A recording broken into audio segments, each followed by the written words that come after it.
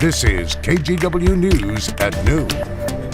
Welcome to the news at noon. I'm Drew Carney, and we start this afternoon with the latest from Ukraine, where more Russian troops are moving in and the fighting has gotten more intense. Ukraine says Russia is now targeting civilians.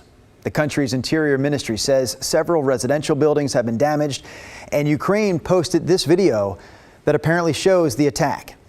Ukraine's Security Emergency Services says the second and third floors of that building were destroyed and 4 people were injured.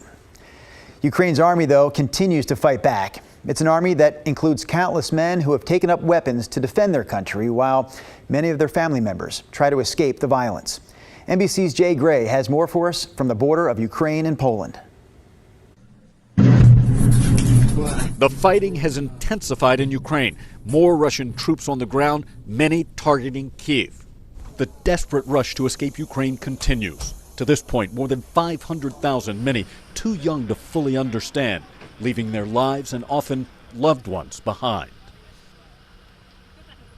So hard and so scary about my husband. I don't want to say goodbye.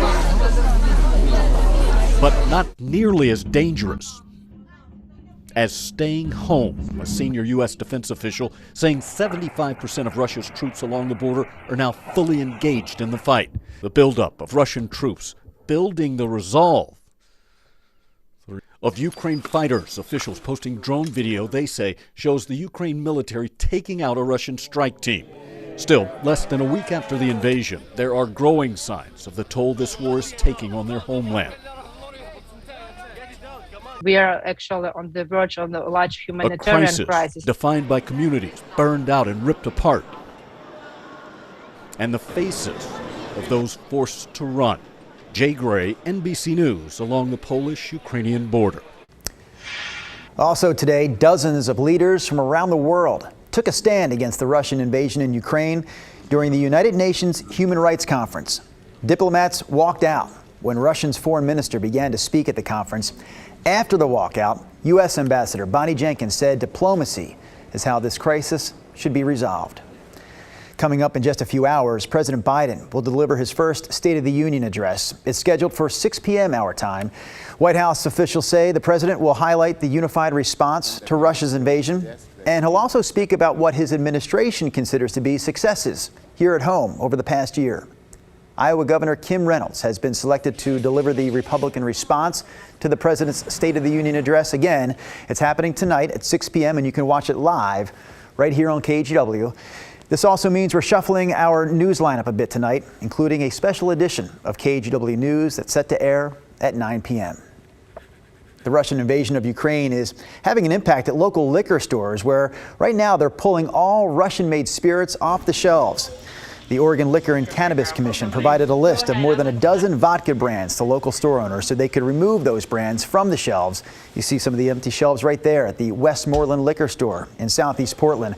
They say they carried 2 of those brands on the OLCC's list, but not all brands with a Russian name are actually made in or still made in Russia.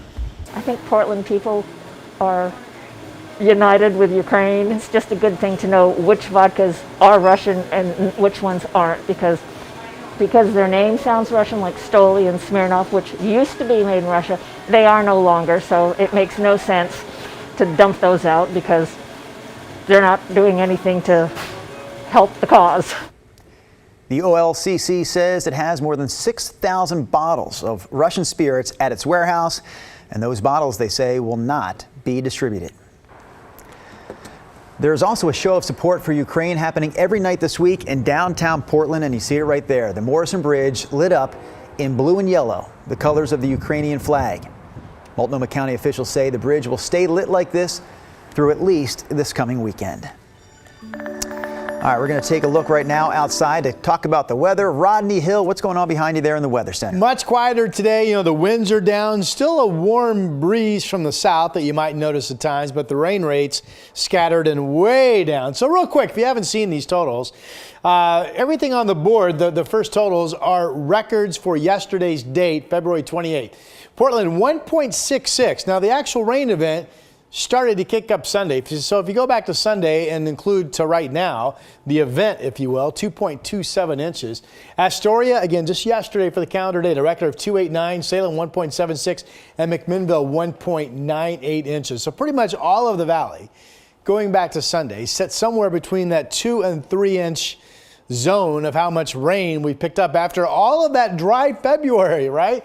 Here's what's fallen just since midnight. We had a heavy rain band right around midnight. That's where most of these totals came from. Portland 310, Salem 43, 100ths of an inch, and some rain amounts up in western Washington as well. There's Olympia at 46 100ths.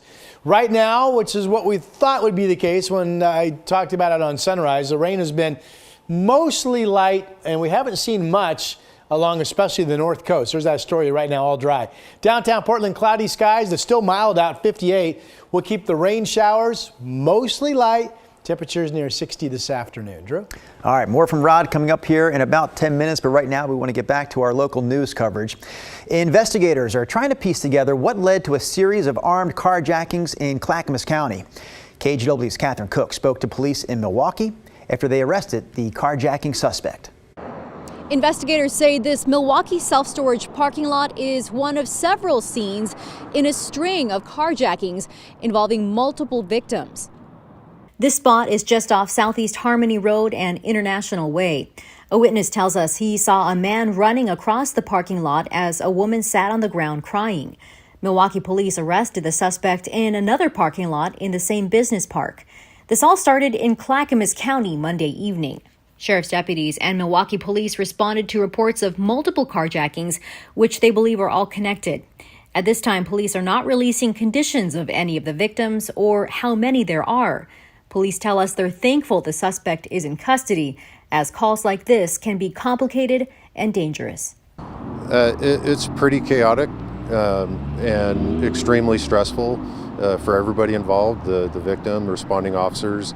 Typically information that is coming across is either old information or developing as you arrive. So it's a pretty stressful situation for everybody. Right now, we don't know the name of the suspect in this case. The Clackamas County Sheriff's Office tells us they expect to release much more information on Tuesday. In Milwaukee, Catherine Cook, KGW News. All right, from Clackamas County, we're going to move over to Washington County. Police in Tigard say they need help finding a woman they believe has robbed at least 3 coffee stands in the area. So you can see this surveillance video here. This is from Bikini Girls Coffee off 99W near Walnut Street in Tigard.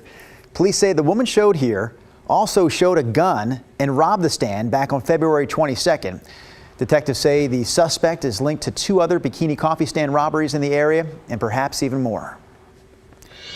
Meanwhile, Portland Public School officials say someone broke into MLK Junior Elementary in Northeast Portland over the weekend and vandalized the school. Racist hate speech and symbols were spray painted all over the main floor. That hate speech and the symbols have since been removed, and there's now extra security at that school.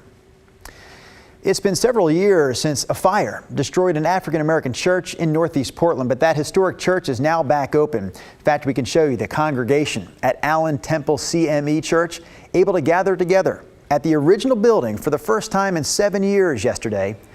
This church is located at Northeast 8th and Skidmore. It's more than 100 years old. The fire happened back in 2015, and the rebuild took longer than expected, thanks in part to pandemic delays and financial issues.